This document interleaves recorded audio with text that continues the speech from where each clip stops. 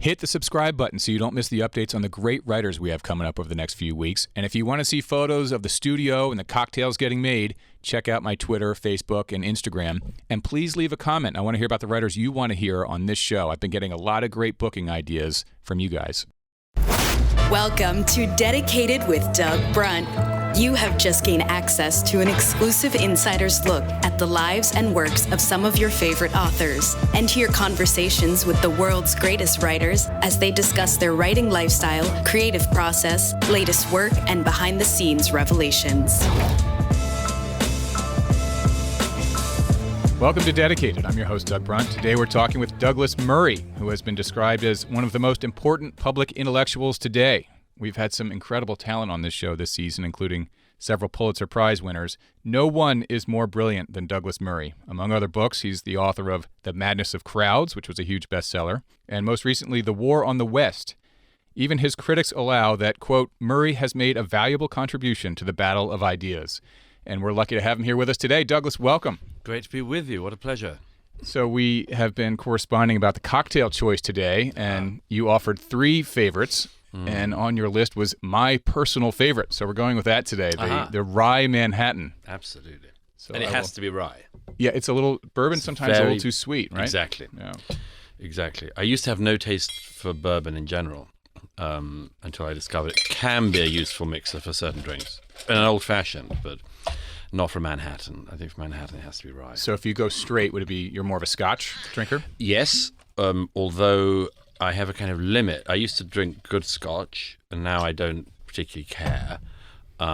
Any Scotch will do. Anything.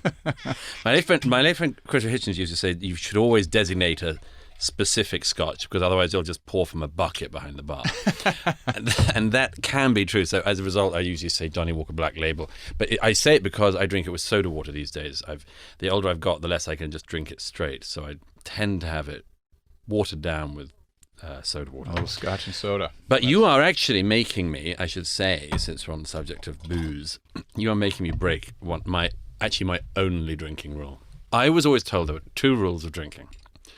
The things you shouldn't do. One was never to drink alone, and the other was never to drink before 6. And I think the first piece of advice is madness. Many of the best drinks you'll ever have are alone. Mm-hmm. What better thing is there than to have the first cocktail of the evening on your own, reading a good book, knowing someone wonderful is coming for dinner? But I have stuck pretty solidly to the 6 o'clock rule. So since it's now not even 4, this is a very rare. You wouldn't believe. My friends will be horrified. And it's not like we're just going to sip a little wine here. I mean, we're coming out of the gates with something more significant. Exactly. So yeah, it's your only for you. You see, when I break my rule. I thank you very much. You're here. We're having drinks. I'm thrilled. The cherry's in there.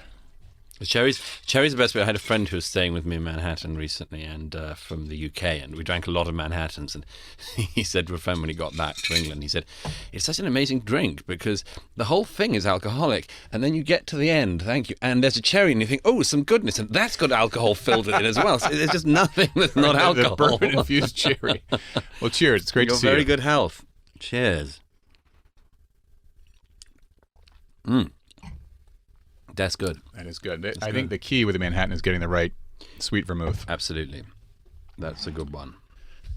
All righty. Well, so I have some notes on you. You were born Hammersmith, London. I was born in London. I think that's inaccurate. Hammersmith is an inaccurate Wikipedia. Damn Wikipedia. Yeah, I always leave inaccurate things on there. So. All right, I should have tested that first. That's like the third time Wikipedia has led me astray in these interviews. Only the third. I start just as a little, secret to listeners. I do start out with Wikipedia, and it is unreliable. Right. I know that, but it's a great leaping off point. And it can be. Go to the citations and dig down, but it gives you a pretty good overview. I was born in London. That is true. Oh, Hammersmith is such a good name too. I like that.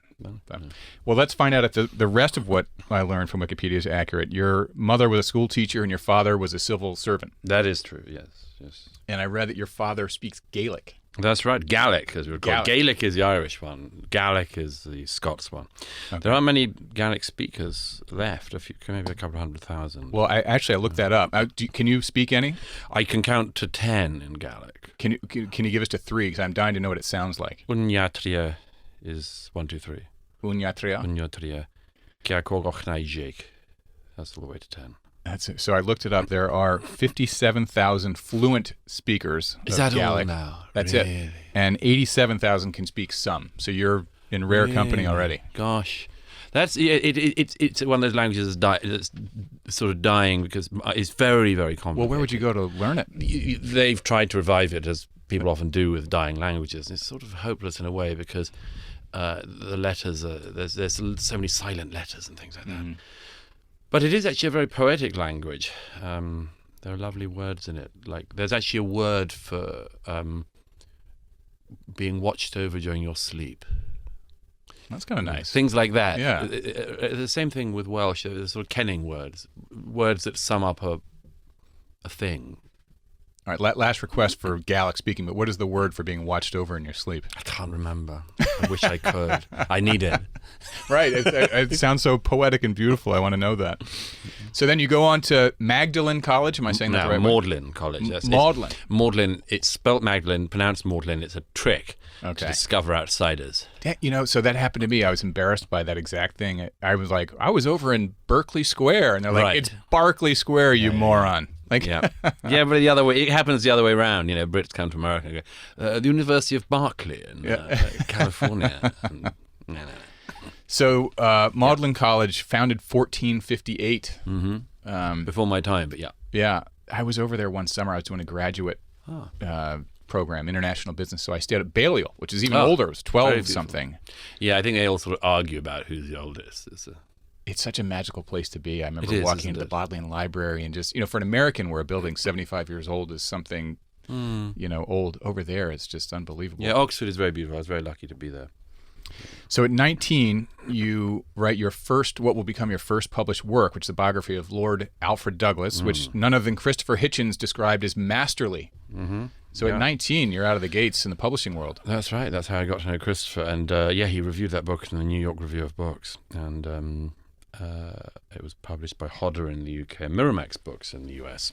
And yes, so I was, I think I was 20 when it came out, in my second year at Oxford. And yes, and then I found myself, I woke up and discovered I was an author. I have a friend who's a playwright who said that he'd sort of wondered until after his first hit, how you become a playwright, and he was, you just write a play. It's the same with being an author. Oh, I wrote a book. I suppose I'm an author now. But yes, so I sort of started quite early. Actually, that book was reissued a couple of years ago on its 20th anniversary, and that made me feel first terribly old, and then secondly terribly nervous because I had to read it again for the first time in 20 years. How did it hold up for you? Actually, really well. I loved reading it. It was so much I'd just forgotten, and a few things, as I said in the new preface I wrote for the new edition. Several things I realized that age had made me think about differently. Yeah. Well, that's interesting. Speaking of that and Hitchens, I feel like Hitchens had a arc of perspective on at least the political spectrum. It's similar to Krauthammer in a way. I mean, Hitchens was maybe started a little farther left than Charles did and ended a little more in the center than Charles did, but they both kind of moved left to right. Yeah, both great heroes of mine. I didn't know Krauthammer well. I met him a couple of times, but what a writer he was. And we went back and read The Things That Matter, and we got to a few of those, and we stopped and read them to our kids. Like, this is just so well. There was one about his older brother passing away. And he wrote, that's magnificent piece. Charlie Plays. I loved that. And we read that to our son who has a younger brother, like, he plays, so listeners know. Charles had an older brother who was the stud of the neighborhood, and all the kids would get together to play stickball in the yard, and Charles was the little kid, and he was younger than everybody, and everybody like, we don't want, and the guy who was basically the leader of the neighborhood would say, Charlie Plays. And that was how Charles ended this essay in tribute to his brother who just passed. And, we're all crying as we read this. And, it's an incredible piece of writing, that. Yeah. He was such a fluent performer on television and media as well. He was really wonderful. Yeah. Wonderful figure. So I was thinking about the other day because you came to mind because a buddy of mine was reading Meditations by Marcus Aurelius, which is that book about, sort of on the Stoic philosophy. And that got me going on a kick of going through some classics again. And I was thinking, man, it would be great to be like Socrates and Plato and sit around all day and contemplate the universe and mankind. But who would pay me for that? Like, philosopher has not been an item on career day in a couple thousand years. But then I thought again about it, and you came to mind because that really is, you have carved out a career as a modern day philosopher. That's kind of what you do. Well, I've managed to at least live my life in the world of ideas, which is an enormous privilege. Actually, even back in the day, Socrates wasn't paid. It's one of the things he says in the famous defense, his defense of himself, that Plato writes up, and in the Phaedo, the second of the dialogues about Socrates. And Socrates, one of his defenses before his execution is, I didn't make any money from this.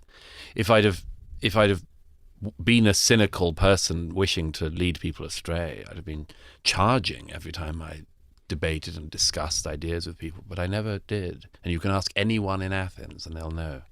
It's a very interesting boast. How did he ever make money? I don't think he particularly had much. But he definitely didn't, as it were, charge.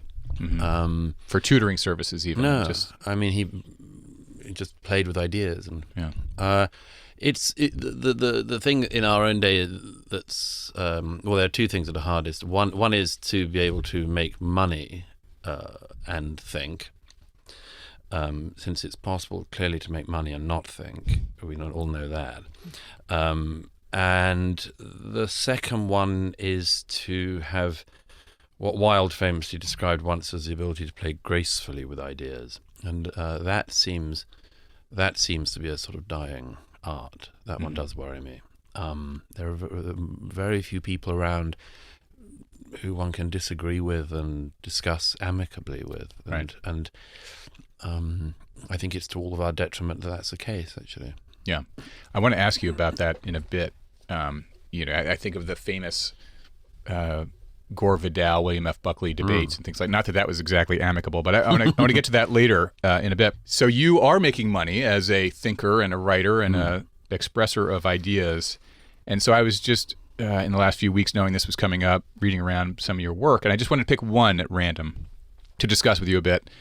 Which was, you wrote a defense of Picasso, which I loved. And Picasso is more recently getting raked over for some of his bad behavior with women during his life. And you had the concept of the genius exception in your piece, in which we should allow that a genius's mind works slightly differently. And therefore, we ought to afford a bit more leeway for their behavior, at least we being maybe posterity, if not contemporaneous, either way. But before we talk more about the ideas in the piece, I want to ask you about the response to that, because I'm sure many of your pieces, this one, touch a nerve with some people either in support or who want to come attack you. So what's the response to some of the pieces you put out there? Well, I have a slightly curious response to everything I put out there, which is that I'm sort of interested and not that interested in the response. Philip Pullman once said that writing books was like throwing pebbles in a stream. You throw them and at some point they break the surface and you don't know which one will, and it's certainly like that with pieces. You don't really know what's going to hit a nerve and what isn't. You can write about what interests you, and that's always what I do. I sort of tend to think if you've done stuff that works, the likelihood is that when you're interested in something, it's something that's interesting. That's quite an important thing to sort of work out. And then I sort of don't really mind. I know there are some opinions I have that much of my readership, for instance, doesn't agree with. But I don't seek out the disagreement that they feel about it. And I always take that line of Kipling's rather overquoted poem "If" to mind. He says at some point in that poem, if you can meet with triumph and disaster and greet these two impostors just the same. Yes, yeah. And that's how I feel, really. When something goes very well, when there's a wonderful reaction to something I've written, I sort of try to treat it in the same way that I would a disaster. Well, what is the actual form in which you greet the feedback? I mean, I'm sure there's emails, but have you ever been stopped in a restaurant and someone says, "You are terrible," blah, blah, blah? Although that's happened very rarely in my life. My experience is only the opposite, really. I suppose online people have a verbosity and a courage that they turn out not to have in person. Yeah. So very rarely, and I've spoken with friends in similar fields about this. Very rarely does somebody come over and say, "I think you're a piece of they tend to save that for the safety of their mother's basement. And the keyboard, right? And the keyboard. But in person, people are only polite, very nice and warm, and sometimes people say, I don't agree with you on everything, but I like X, Mm-hmm. And so I don't really know. I mean, that Picasso piece, I was trying to make. I'm very worried about a sort of new Puritanism which has been coming in largely from the left, but it happens on the right as well, where we sort of expect everybody to be squeaky clean. Mm-hmm. And apart from anything else, I think all of the really interesting people sort of exist on a sort of border between light and darkness, and Picasso was certainly one of them, and I would argue most geniuses are to some extent. So that's interesting, between the light and darkness. So where is there a line as we get through that sort of blurred phase? Like, let's take. So the idea Picasso should have a genius exception, and I love his art. I love seeing. I actually don't, by the way. I was defending him whilst not particularly admiring Picasso's art. I admire him as I recognize he's obviously a genius. Obviously a genius. Yeah. He happened. And everyone after had to contend with him. But actually, I'm not a special admirer of his art. But yes, I just think that the idea that you would treat a genius and say, he had flaws and use the flaws against him. And therefore must be expunged from the record. And the truth is, you can't expunge. Right. I mean, it's... I said to your point, Picasso happened. Every artist since Picasso, like how do we expunge every Picasso disciple? Like, you can't do that. And also, it's sort of I mean, the genius exemption idea was something that I think has been in the culture throughout. Yeah. I gave the example, I think, in that piece of Caravaggio. If you go to Caravaggio is one of the most. You go to any gallery in the world and any collection, and the Caravaggios will be the ones that people will seek out and want to see. Mm-hmm. Because there is something undeniably gripping, and he was revolutionary in his use of light, but among other things. But they never failed to mention the fact that he also killed a man and had to flee, then not yet Italy, but flee to Sicily. And it's not held against him. People don't say, I think we've got to take down this Caravaggio because he was a murderer.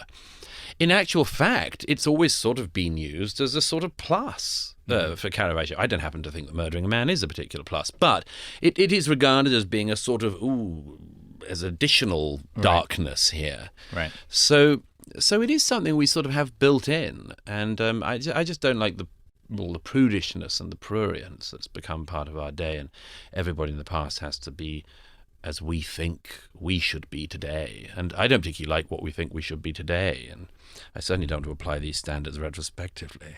Yeah. Well, I also think it's more, I think about this in the context of Woody Allen too. I'm a huge, I think also in the genius category, and we love his films. Everyone in my family loves his films. To the point that my wife has examined legal documents to find out, like, did he do it? And but whether he did or not, I think it's possible to divorce the person from the work. Of course, and we were always capable of doing that. Yeah, and therefore there are two legacies. If you're a villain, you can go down as a villain as a person, but the work. And if you're not a genius, there's nothing to hang on the walls or read 100 years from now, and you just go down as a villain. But as a genius, you might have a second legacy around the work. Yes, absolutely. And I think, I think apart from anything else, the war on geniuses from the past by finding fault with their personal behavior or something else is, apart from anything else, just incredibly boring. I like people to be interesting and difficult and quirky and odd and have oddities and difficultness and much more. And I certainly expect that's the case with anyone who's, I don't know, trying to plumb the human condition, and there's just something. I mean, I've spoken about it a number of times in public before, but I mean, I hate this sort of idea that the principal aim of life is to be harmless. I don't think it's a particularly pleasant aspiration. I don't think anything particularly great can come from it, and I think these sort of neutered, harmless people are unlikely to do anything of any note. Yeah. Well, anyway, I condemn the whole piece as self-serving because as a genius, you're just self-administering more behavioral leeway. You should be exempt from this whole discussion. I, as neither villain nor genius, can say whatever I want. So this is a good, so having sort of talked through one example of a bit of your writing and kind of where you go with it, I wanted to talk a bit about your process. I usually have a process section in these discussions. And to me, you seem to think a bit like a litigator in that you anticipate points of attack and you line up your facts preemptively to address that. And so by the time your publisher is hitting print on something, things are fairly bulletproof. Yes. And I'm wondering, as part of your process, do you test your logic and your ideas with a friend? And we kind of alluded to this earlier. Do you have a friend who is friendly and yet holds very different belief systems to poke holes in things before you put it out there? I certainly don't have one person that I pass anything through. I suppose the dinner table or the bar stool is my fencing ground. You know, I like arguing things out over drinks, over dinner, over.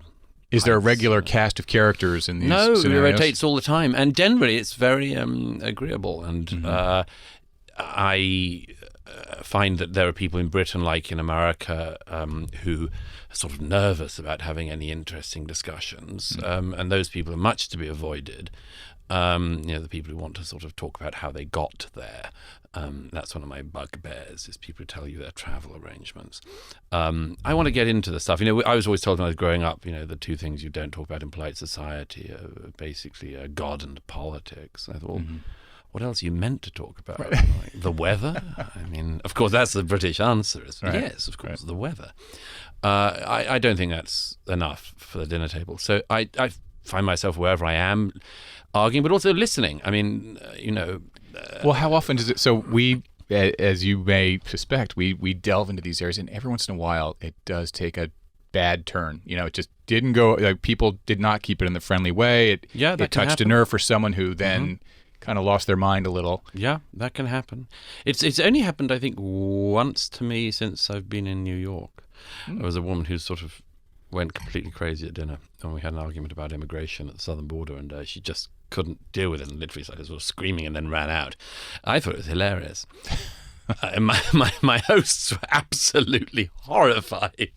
But I thought it was hilarious. And they were horrified partly because they thought I might be really offended. I just thought it was embarrassing for her. Have you ever been on the other side of that? Has someone ever gotten under your skin in a way that you feel like I behaved so badly I kind of lost it a little? No, not especially. I'm sure I have lost it on occasions, but I've been at things. There was once some years ago. I won't name the cast of characters, but there was somebody who was a very good enemy of mine, who I discovered just before dinner, was at the same dinner, and had just done something really reprehensible. And a friend of mine was there, and she said, "Douglas, somebody is going to have to leave this table, but it will not be us." And I loved that. And I said, "Of course not. I'm not leaving." But yes, I mean, in general, people are nice, and it's a terrible giveaway if people actually sort of, can't cope with, discussing things. But the best thing is listening. I mean, that's, a lot of people aren't that good at it, but like whenever I travel, and I travel a lot around the world and around America indeed, sometimes people sort of say you seem sort of different, and I say, well, that's because I'm on receive mode. I'm not like coming to Iraq in order to talk at people. Right, I'm not persuading anyone here. I'm here to listen. You know, and that's always my way with travel, is just asking questions and listening and learning. Speaking of the good enemy you mentioned there, or the Vidal-Buckley debates, is there anyone out there that you would like to debate that you think could maybe do it in a constructive way? Unfortunately, not at the moment. There are ones who I'd like to debate who wouldn't be able to do it. I'd love to debate Nicole Hannah-Jones of the 1619 Project, or Robin DiAngelo, the race huckster, author of White Fragility and other unreadable terms. I'd love to debate Ibram X. Kendi. But all three people I've just mentioned are a new form of public figure in America, which is the public figure who throws out incendiary ideas and will not defend them in public. In fact, says, I will not debate these ideas because all opponents are de facto racists and so on. So it's a shame, because I think all of these people have among the weakest arguments I've ever seen in my lifetime. And I think that they should be exposed for them on stage. But that's why they won't go on stage, because they'd be exposed. I've had the great pleasure recently of debating Malcolm Gladwell, who I had a very low opinion of beforehand and had less of an opinion of by the time we'd left the stage. He turned out to be a truly stupid man. And I didn't really realize that going in. And it was partly because he didn't listen. And he did a podcast afterwards where he reflected on it and slightly. And he we sort of beat him rather soundly. Not that particularly matters to me either, but he presented himself very badly, and partly it was because he wouldn't listen. Mm-hmm. He didn't listen to anything we were saying, and I said it to him on stage. I said, you're not listening when we say things. You react to things we haven't said, and it's very odd.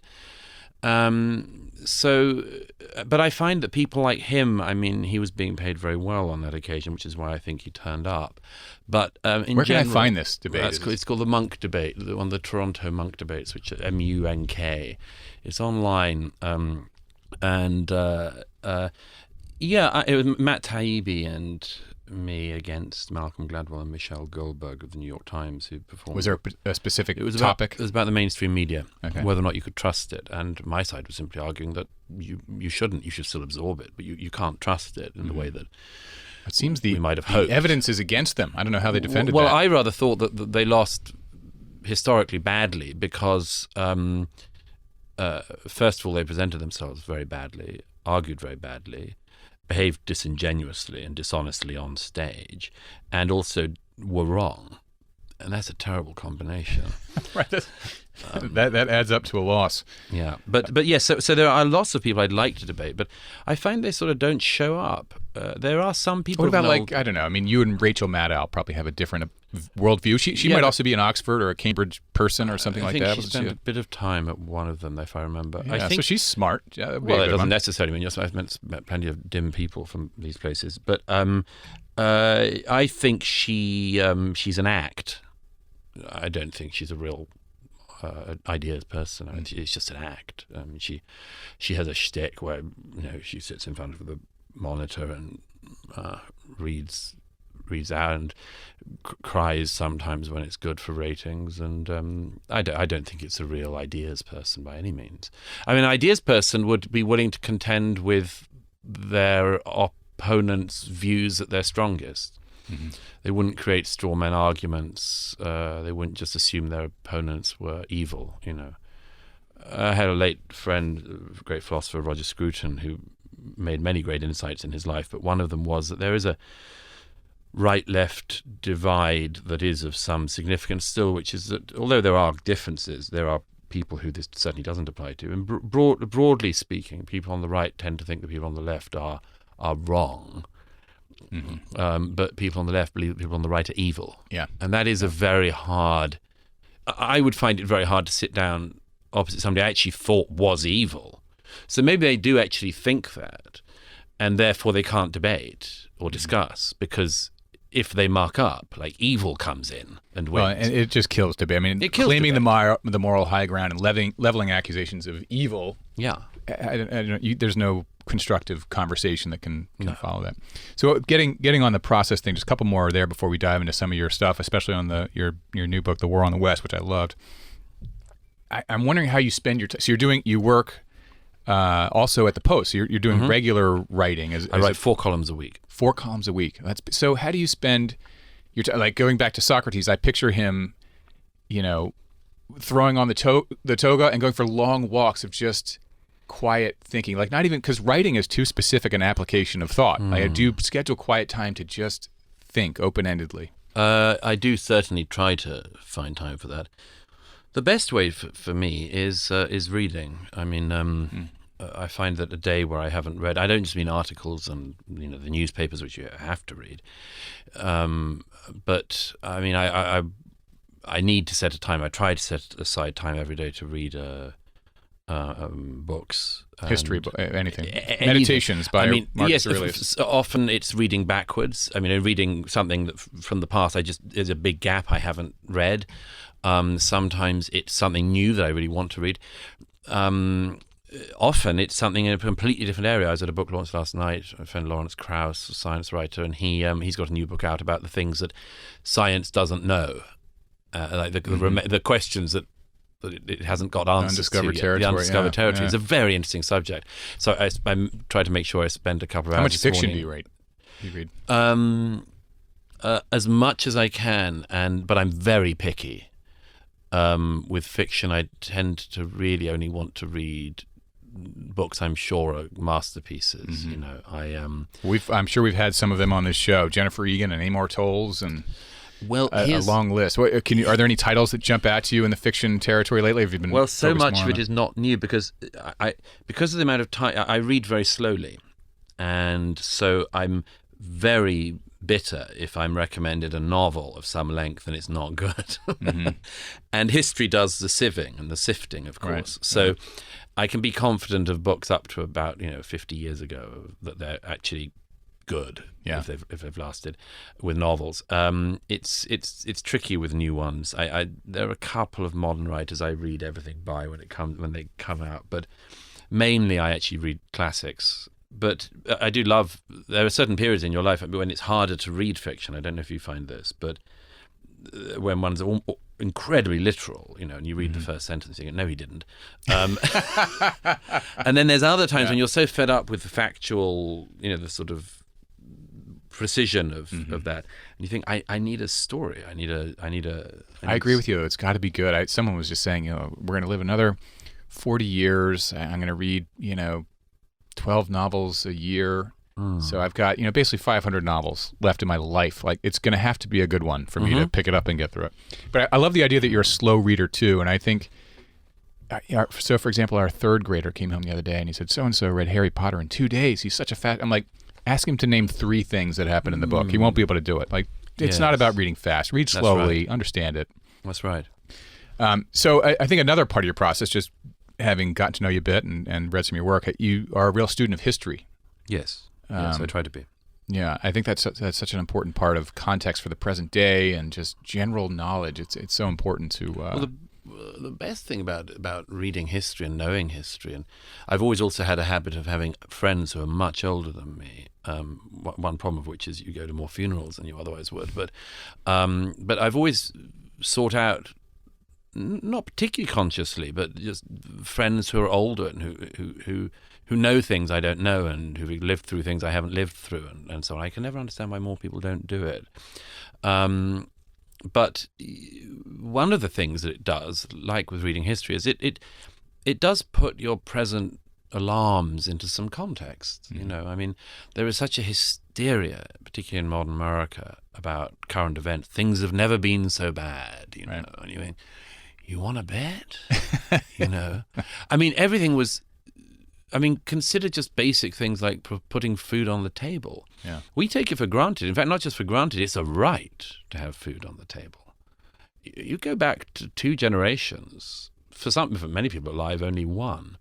And that was not a guaranteed thing. And if you didn't have food on the table, there was no way to get it. There was no right to have food. Like, there was no right to have a shelter over your head. If you fell all the way to the bottom. And it was terrifying. Mm-hmm. I mean, it was a big driver for some people and a cause of unimaginable pain and horror to millions and millions of others. But that was what life was like until yesterday. Yeah. And the other thing about reading history is that, of course, you remember that everybody had bizarre ideas in their own day. And I like to say that instead of forever scouring the past and scolding it, a much better thing to do is to say, since every era had very strange ideas, which we now know not to be true, or think actually terrible, assume that we're doing things in our own day as well, and try to work out what they might be. Right. Don't stand as judge, juror, and executioner on the past, apart from anything else, because what are you going to do about the past? It happened, and we're here. But try to work out how the future might view us. And if we continue on this current trend line, not well, Well, nobody comes out of anything. Well, I mean, look at, one of the things I mentioned, the War in the West, but I mean, look at, if one man... Churchill, is that where you're going? Yeah, if one man did the most that anyone could do in human history to stop the rise of real evil in Nazi fascism, German fascism, it was Winston Churchill.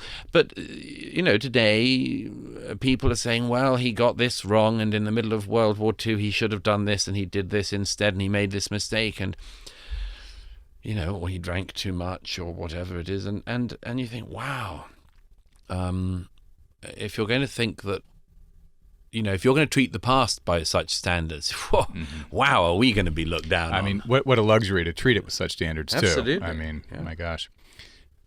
So speaking of the War on the West, which is your most recent book out in 22, you point out many hypocrisies in the book.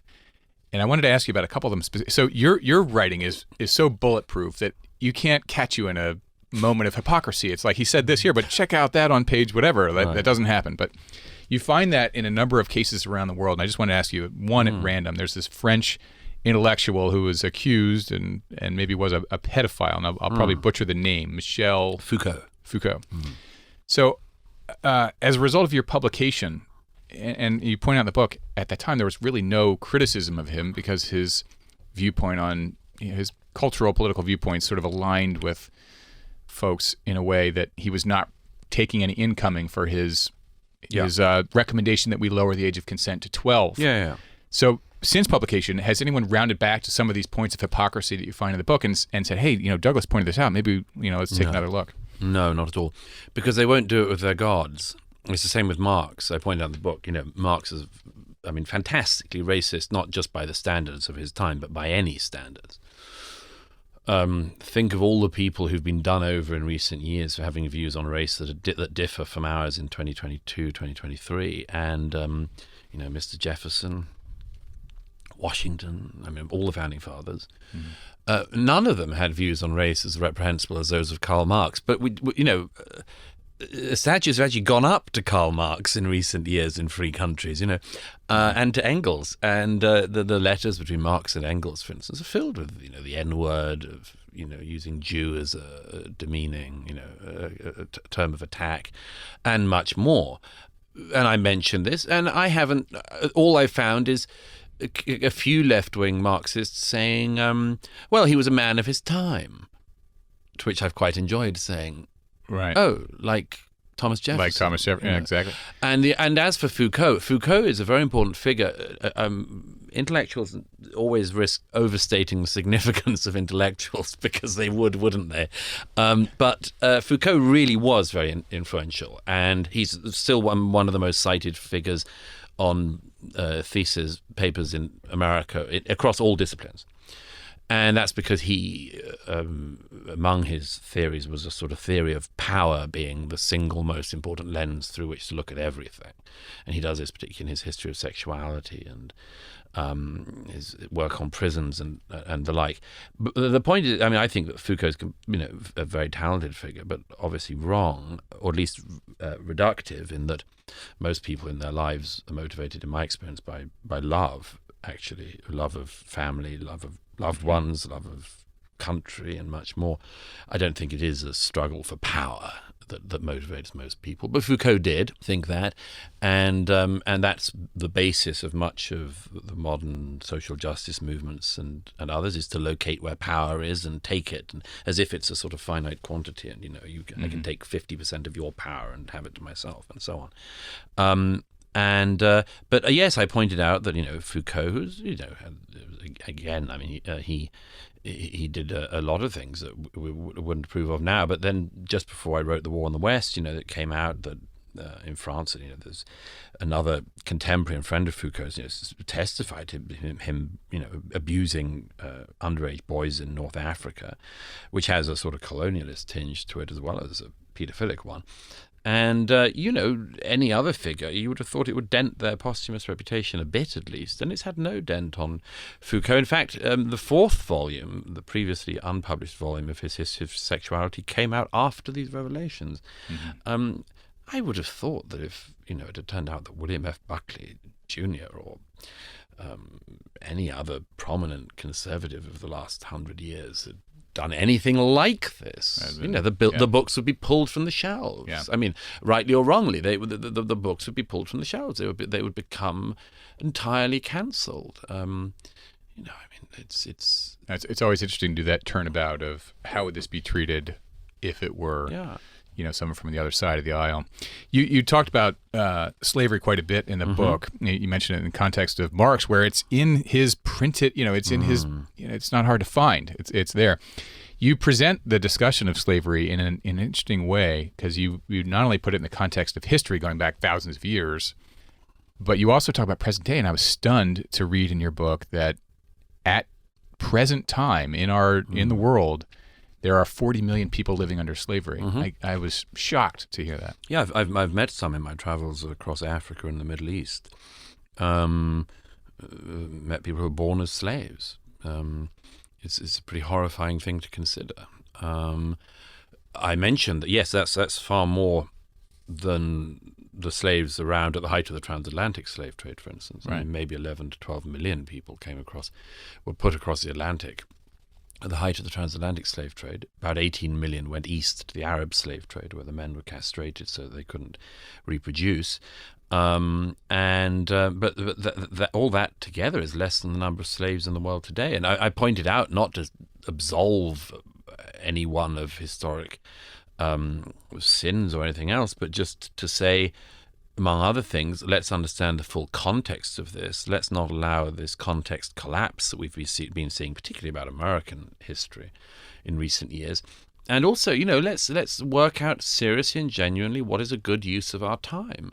And is it what Governor Newsom, for instance, thinks in California, which is to give, more than $1 million to everyone who can prove that they're descended from slaves in California, which is a racket of its own? Or would it be, instead of giving money to people who have suffered no harm and demanding that money is given by people who have done no wrong, wouldn't it be better to apply our energies to wiping out slavery in the world today?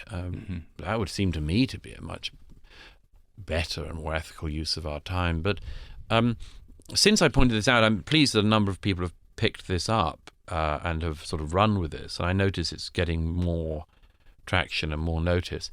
It's very important in America in particular. Your discussion around reparations, or that yes, reparations as well. Around more and more people, I think, are realizing, echoing some of the arguments I've made and new ones of their own, are realizing that, I mean, this is a hell that they haven't. Be fair. I mean, where do you draw the line? How do you? Well, one of my ways of suggesting that you stop it in its tracks is to say that everyone in America there should be a whip around and go through every neighborhood, black, white, every neighborhood in America, and take money from them to give to the most oppressed people of all time, which is the Jews, obviously. And if everyone's cool with that, then I suspect it could be a problem. Yeah. I mean, just even to think about it is ridiculous. Yeah. And I'm worried when a bad idea has an easy ride, and the reparations idea has had an awfully easy ride, as has the argument about America's so-called original sin of slavery. I mean, I try to say in the book, it's not to by any means, pass over the crimes of American slavery, but everybody in the world was slaving and had been since the begining of recorded human slavery history. Existed before we figured out how to grow a vegetable. And it's a very strange thing to apply this. I mean, I write a column for Spectator in England's oldest weekly, and we just published a column last week by somebody called Sean Thomas, making the very important point that, he looked back into his own family history. They're all British. Most of them had lived in Cornwall, and somebody had come over with the Normans at some point, but it's 1,000 years ago. And but he worked out, until, well, in the early 19th century, all of his forebears worked down tin mines, and they were sent down the tin mines from the age of 10. And the average life expectancy was 23. The average life on a plantation was significantly higher than that. And that isn't to say that the plantations were good by any means or make any excuse for them. It's simply to say, life for most people, again, until yesterday, was absolutely hellish. Mm-hmm. And to pretend that it was only hellish according to certain strictures that we have decided to lean on especially heavily today, I think does an injustice to everyone. And I don't think it rights any wrongs today. I think it's actually much, much more likely to cause an upsurge of new resentments. Mm-hmm. Well, I applaud you for being able to start these conversations, because it's a place where most people are too afraid to go, but it's exactly where we do need to go. To your earlier point, it's like, what conversation should we be having? I mean, these are the tough ones to figure out. One other I wanted to, before we get into the next phase of things, one other topic that I know you take on in the book that is near and dear to my heart as a writer is appropriation. And you talk about it in the context of fashion and art and other things. I think in literature, it's more of a settled debate in a way that I can agree with than any other way. Because as a novelist, your whole job is to write a story, and you can't do that without inhabiting another character. Therefore, there is no book without appropriation. It just has to happen. One of my favorite stupid arguments that erupts every year or so from some academics seeking tenure is an argument that Shakespeare must have been X because of Y that he wrote. Somebody did a few years ago saying that Shakespeare was clearly a sailor at some point in his career. Why? Because of the opening scenes of The Tempest. You go, well, by that standard, he was a nobleman in Verona, a king, a queen, a disposed despot, a farmer, a fool, a madman. Are you a believer? So there's Danish prince. I mean, like, how stupid. Where do you stand on the Shakespeare authorship question? Because there's a buddy of mine's dad actually wrote a book on this. It was like he wrote a primer on it. My friend Hayden Baker, his dad wrote this thing that gets into the Shakespeare authorship debate. You know, was it actually 10 or 15 different people, or was it this one guy in court, or who was it? It's an excruciating argument, this, because everybody who gets into it is reliably going to go mad some years later. I think that a psychiatrist could easily plot a line from starting to doubt the authorship of Shakespeare to total insanity. Nobody gets into this terrain without losing their mind. I tell you why, I think. I think the whole thing always comes down to one thing, which is that nobody can, at some level, nobody can believe that any man or woman had such genius, and that all these thousands of characters were in their head, all so plausibly and deeply written. And I think that it makes a certain type of person sort of infuriated and seeking answers that maybe it must have been a group of people, or so no, I pity the people who fall into that particular well, I have to say, or that bit of quicksand. But I mention it because, as you know, I mean, the creative mind has to be allowed to roam wherever it will. And that includes, of course, inhabiting people's minds who you are not. Right. That is fiction. That is writing a book. That is what an author does. Yes, that's the job description. That's imagination. Yeah. And yes, I mean, I try it in the final chapter of The War in the West, in the culture section, to run straight at this, and it's one of the bits I'm proudest of, because when I discovered this cultural appropriation argument, I did what I always do in these situations, which is I read all the texts I can that have made the argument for this, and try to find the holes in it. And it's not very hard with that. And as I mentioned in the book, I was struck by the frivolity of the claims. Cultural appropriation in our age has been about things like, hairstyles, hair braiding, for instance, or Halloween costumes. Well, that's not really culture. That's not art, dance, music, song, literature. These are sort of frivolous edge cases. And if there's something that you're using on those and you're not using on the main things, it's because it doesn't work. And sure enough, as I try to show, it just doesn't work once you take it into actual culture. Culture cannot be blockaded by racial group, racial origin, or national belonging. I mean, how absurd to think that music, for instance, I give lots of examples in it, but that music has to be siloed according to your racial origin. And if you are black, you have your black music, and if you're white, you have your white music. And I mean, do you want to extend this? Yeah. And it's the opposite of art. It's the opposite of culture. The whole nature of culture and of learning is of there's a certain absorption and an experimentalism that is supposed to happen. Yeah. The actually cultivated mind, as it were, always treads the tricky ledge of not being so open that it falls out completely, but at the same time being as open and receptive as it can be. Yeah. And I think it's pitiful that, I give the example of African-American spirituals that a composer who died in 1998, who I happen to know a bit, Michael Tippett, wrote an oratorio in the 1940s during the Second World War called A Child of Our Time.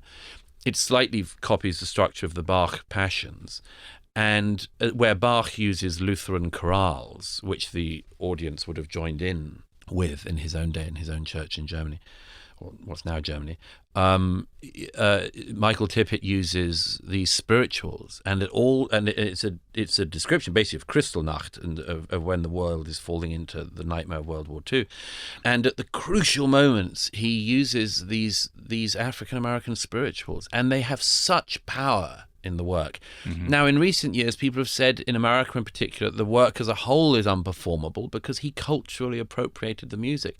And it is so painful to me to watch people making these arguments, because I know that he included these spirituals with a sense of deep admiration and awe of where they came from and the history of where they came from. And it's such there's many other examples I give, but it's such an example of the reductiveness of our time, that even things put out there by creative souls in the spirit of generosity have been spun in our own time through this this terrible lens of, yeah.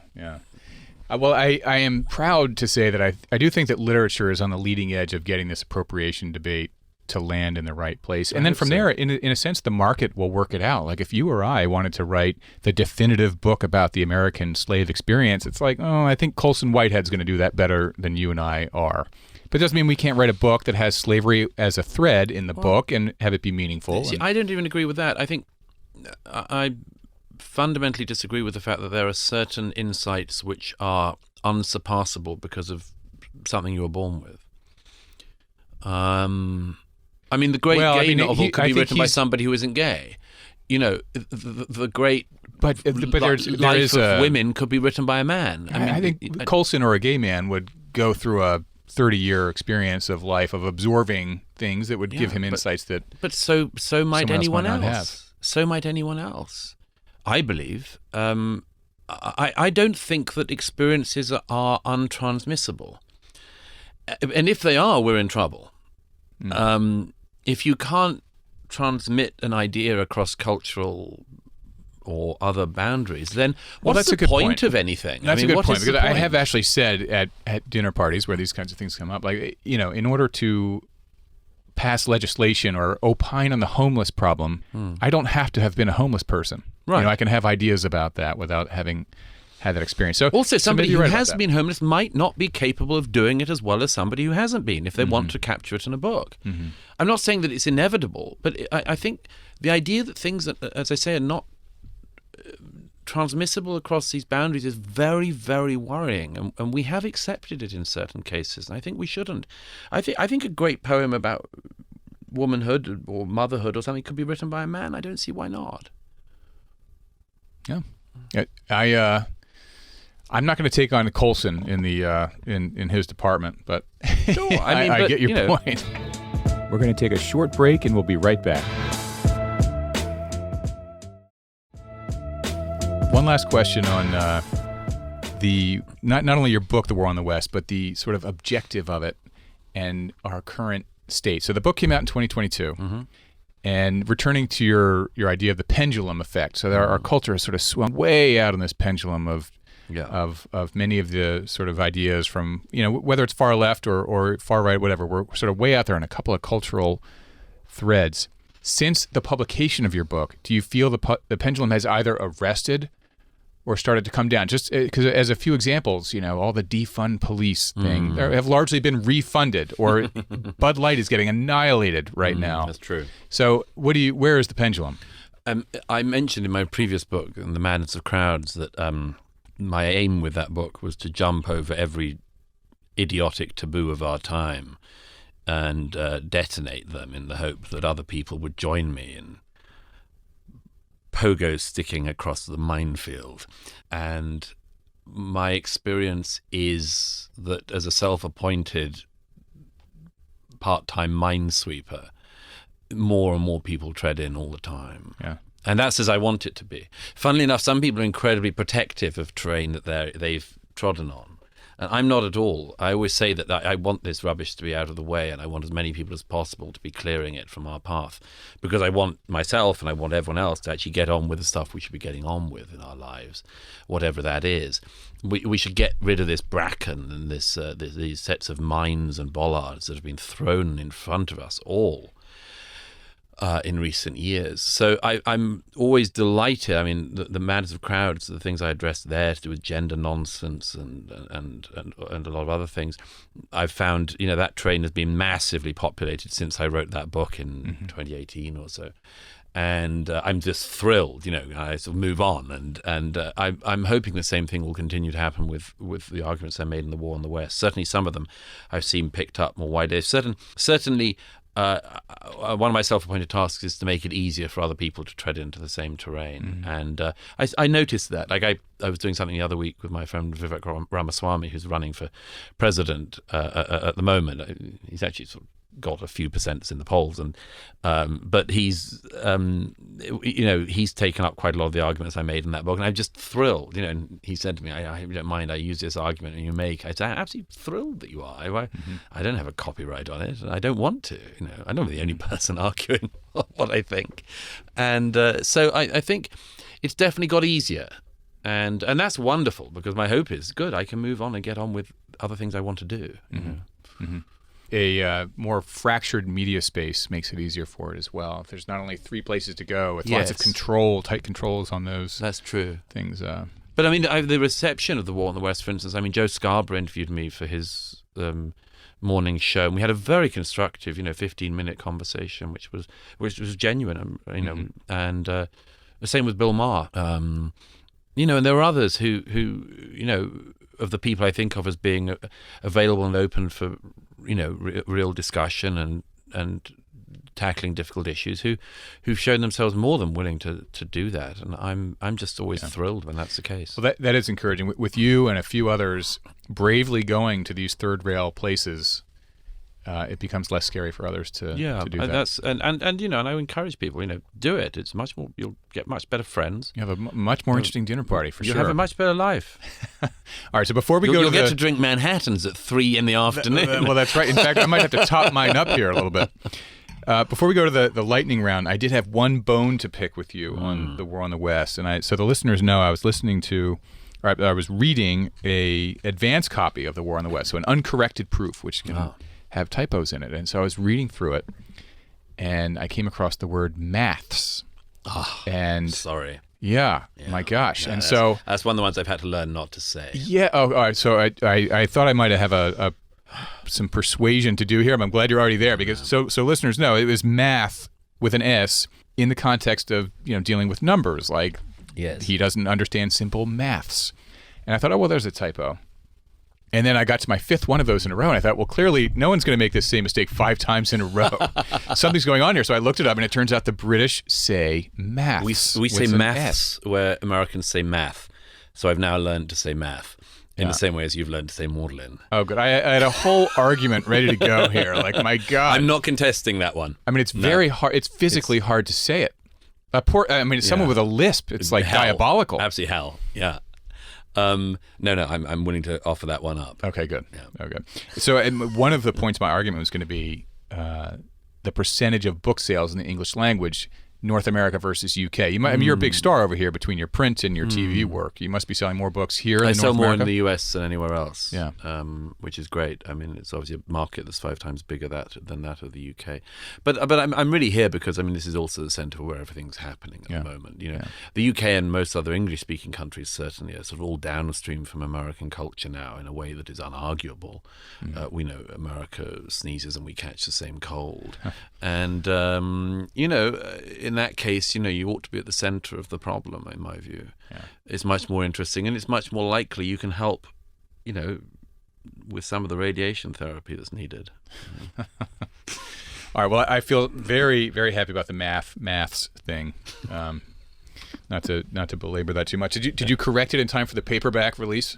I think it was ready for the hardback. For the hardback. Oh, so you got so much. Well, it must be my copy editor must have picked it up in the process. I'm sure. Okay. Good. Yeah. Otherwise, I'm sure I'd have had irate readers' letters by now. Yeah, exactly. People are not shy about. Well, you must know as well as anyone. People are not shy about writing in about objectionable things.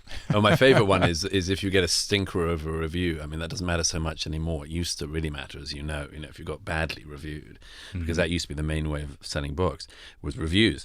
Now, thank goodness, that's not the case. But the funniest one was always if you got a real stinker over a review, and a certain type of friend, or usually ex-friend, would come out of the woodwork and say, "I'm so sorry to see that review," and draw your attention to it. Yeah, exactly. Pretend to be devastated for you. Yeah. Of course, loving every second. Okay, so to the lightning round. Your favorite book as a kid?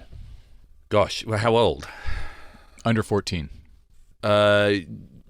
I read all of the sort of usual things you read: Enid Blyton, Hardy Boys, Just William, C.S. Lewis, Narnia books. The book that completely devastated me and made me into an adult reader I probably read when I was about 11, which was The Lord of the Flies by William Golding.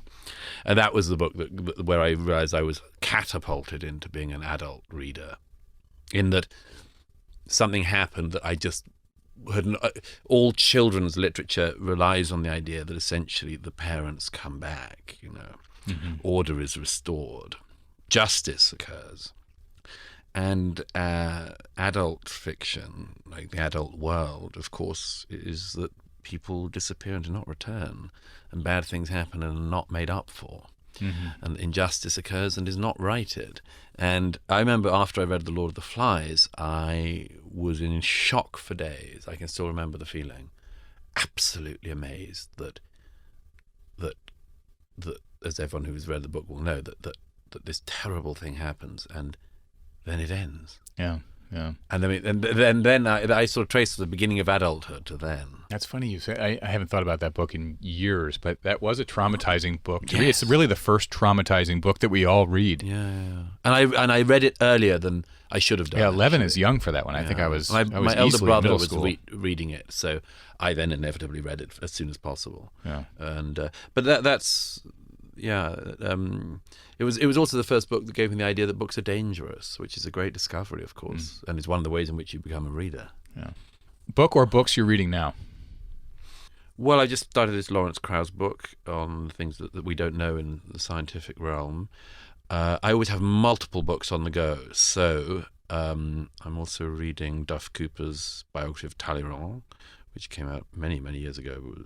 I wanted to read. I'm reading Jay Nordlinger's book about the children of dictators, which is great fun because they're sort of horrific stories, of course. And that's quirky. Interesting. What a great angle for a book. Yeah. It probably doesn't turn out well for Stalin's kids. Well, he actually, probably killed half of them. Well, of course, his son died in the war, and I had a great friend who was a Persian writer who died many years ago now. And she was famous, a famous London and Parisian literary figure called Shusha Guppy, who I adored. And she was famous for knowing everybody. And many years ago at dinner at her house, somebody mentioned something about Stalin, and she said, yes, I just got a letter from his daughter this morning. And she went and got it.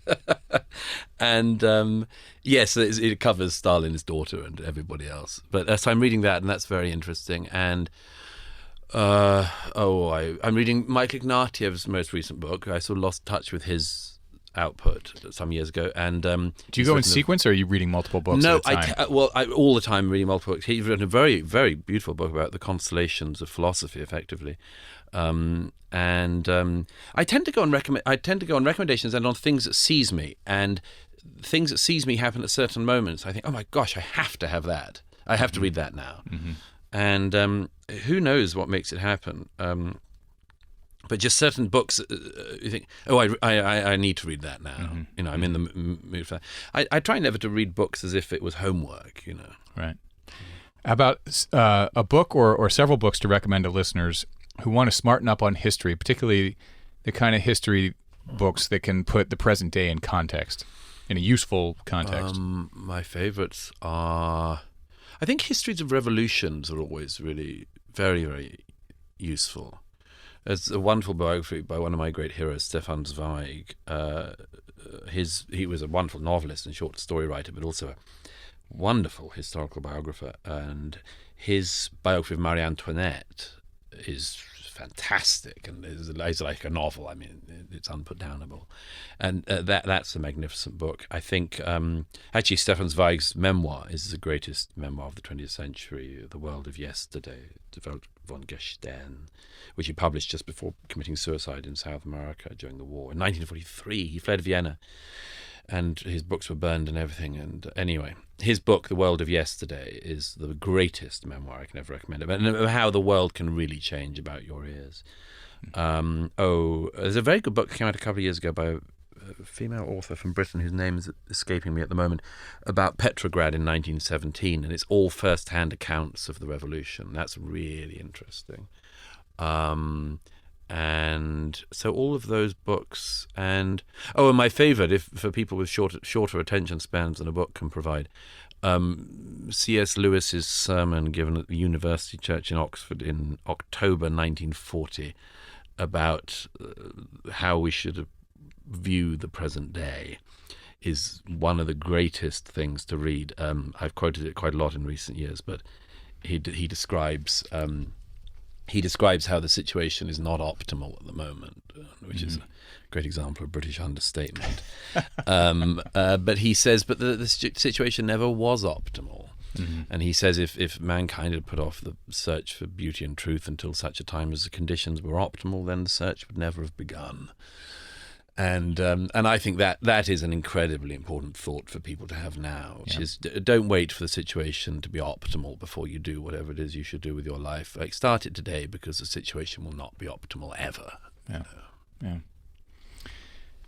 Moving off books for a moment, favorite few recent TV shows to recommend to listeners? Well, I'm one of those who, of course, can't not watch Succession. Yeah. I love docu-series in general. Actually, that's my main. If a new documentary series drops, I'm always all over it. What else? I find the Netflix I've run out of. Same thing with Hulu.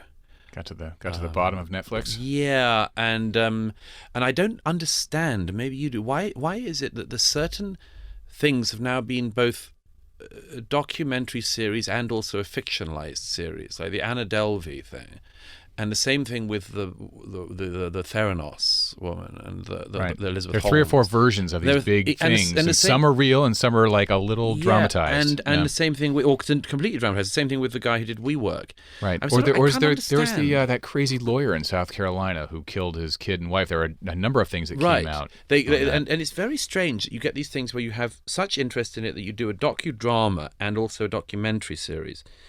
And I think there must be so many more stories that are worth telling. Yeah. I don't understand why each time one comes up and it does well, everyone just commissions another one of the same thing. Yeah. I wish they wouldn't. Let's see. The best and worst distinctly American thing.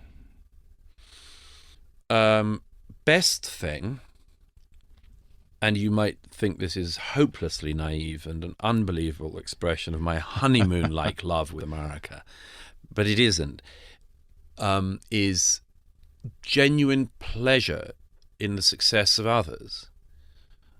Now, not everybody. You don't find that in Britain? No. I mean, I've got to be careful for British listeners, but generally, in Britain and Europe as a whole, success is seen as being a zero-sum thing. And if you have some, you've taken some from me, or you've taken some of my chance of it. The pie is seen to be fixed. Yeah. And sort of old world thinking as opposed to new frontier still hanging over us for hundreds of years later. I really do find, as I say, a lot of Americans say, that's not my experience. I just urge them to see the alternatives. There's definitely, a certain amount of zero-sum thinking in America as well. But broadly speaking, I think there's that kind of nice thing, it's a bit of a cliche, but it is true that, God, that guy's got a great car, and maybe one day I can have that great car as well. Rather than that guy's got a great car, he must have taken something from me. Right. Right. So I love that about America. And my experience is that people are genuinely happy for you if things are going well, Yeah.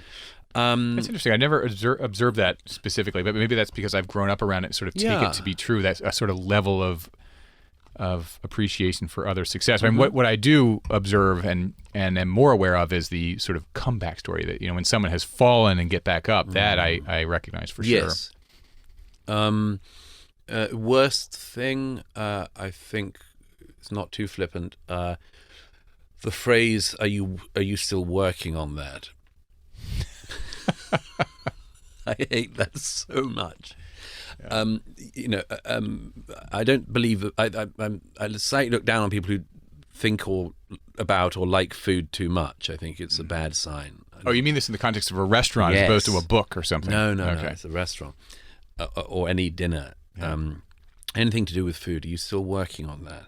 And I want to say, how much more workmanlike and unpleasant do you want to make this seem?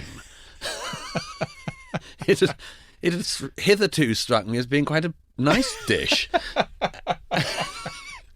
Laboring away in a flop sweat on this, God damn! I guess I'll just have to get back to that salmon again and see if I can make another assault on it. I really hate it. That's funny. I can't bear that. I'm trying to think if I ever used that expression. I've definitely heard it. All right, how about same question for British? The worst and the best distinctly British thing. Best thing... Well, okay, let me do them in reverse order. Worst thing is probably what I just described. Actually, worst thing about Britain is the class system, which we always pretend has completely disappeared. Has done a lot, but hasn't completely. And what I mean by that is that it's... The British novelist Zadie Smith once made a very brilliant observation where she said... that race in America is what class is in Britain. It's the conversation underneath every conversation. But just to stick with the British version of that thing of sort of the moment you open your mouth, you reveal a lot about yourself that people think. But an accent can put you geographically and educationally, and that there is a resentment around that which I dislike. I find class sort of a tedious thing to talk about, but it can be used and is used by a lot of people in Britain as a way to excuse resentment and failure and lack of achievement, lack of ambition, a lot of other things. It's just a sort of catch-all excuse, I think, and it's just ugly. I don't like it. And going the other way, maybe an excuse to dismiss something, from the upper looking down as opposed to lower looking although up. That one is not permissible, whereas it is permissible the other way. So you can say what you like about Tory toffs, for instance, whereas a so-called Tory toff would not survive. What is a Tory toff? Tory toff would be a sort of conservative upper-class person. If you can say a Tory toff like Boris Johnson, should be hanged. The idea that Boris Johnson would ever or could ever say anything unpleasant about somebody who's working class is impossible. They'd be over. They'd be done. There's something about the whole class system which just still causes horrible resentment in Britain and all of Western Europe, probably, right? Or much of it, yeah. Not every, but much of it. And it's subtle in certain places, like the Netherlands. They pretend they don't have it, but it's subtle. Same thing in France. And I mean, the British novelist Ian McEwan once said that it was a terribly sad observation. He said, I think it was Ian, said his mother regarded the English language as a sort of set of traps, and that when she opened her mouth, she would give something away, and that is true to an extent. Is that the moment people open their mouths, you can make some judgments about them, and Americans do that as well, but it's just not as defined. So I would say class is the thing I least like, and the best thing is an element of stoicism, which I think still exists, is definitely dying out, but is there, and I adore it. I love the mustn't grumble, get on with things, shake yourself down and keep going. Sort of. So you're a big fan of Harry and Meghan, I'm sure. Then. Yeah, the exemplars of the opposite of what I admire. I mean, I really do. I think there's much. There's much to be said for the era of letting things out and of letting emotions out and talking about how you feel and this sort of thing, but not endlessly. Right. Not endlessly, because we've also got to get on with our lives. And I like that. And I like that thing of saying a lot with a little, that affection, for instance, is communicated both in the public and in the private spheres in short, recognized, agreed upon, ways, and then you move on. It's sort of not endlessly. Yeah. And I sort of like that. I think, and it's got there's a sort of honor about it, I think, which is that it recognizes that everyone can moan, but why do it if you're just going to make everyone else's day worse as well? Yeah. We can all tell stories about it rounds back a little bit to the Marcus Aurelius meditations. Well, I mean, in general, I think that in Britain and in America and in general, we could do with a healthy dose of stoicism being taught to our young, and we should feed them Marcus Aurelius before we feed them self-help. Well, last question for Douglas Murray. One piece of good advice for the listeners on any topic. Well, I mean, let me assume that a listener is young and able to take advice still, rather than old and unwilling to. Like Malcolm. Yes, to him I would just say, as to a lot of you, actually just listen. Listen more. I mean, I do quite often find I wish people were less on. I mean, I've said this literally speaking into a microphone for most of the last hour, but I do think in general people should learn how to listen a bit better, But with young people, I think actually slightly what I said earlier about getting on with things now and trying not to allow things to get in your way and waiting for the right situation to emerge and all that sort of thing.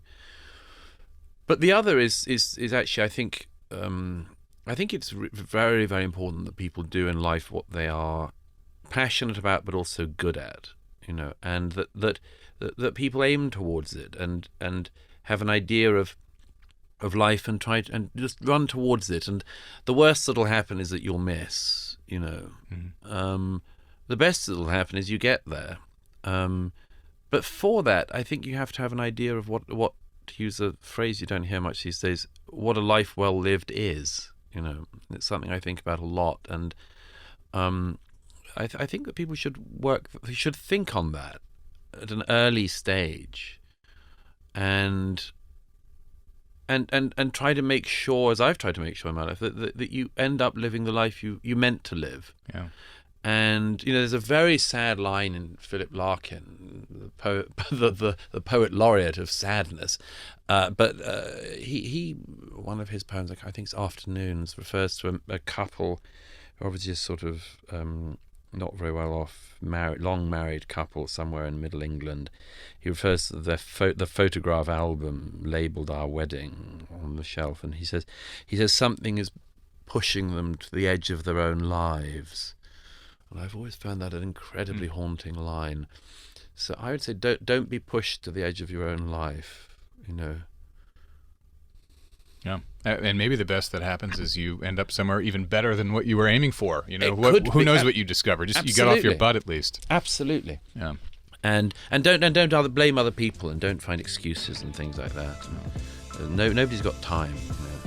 That's important. That message needs to be out there more and more. Well, Douglas, what a pleasure. Thank you so much for coming in. Such a pleasure for me. Thank you. And thank you for getting me slightly tipsy in the early afternoon. The feeling is mutual.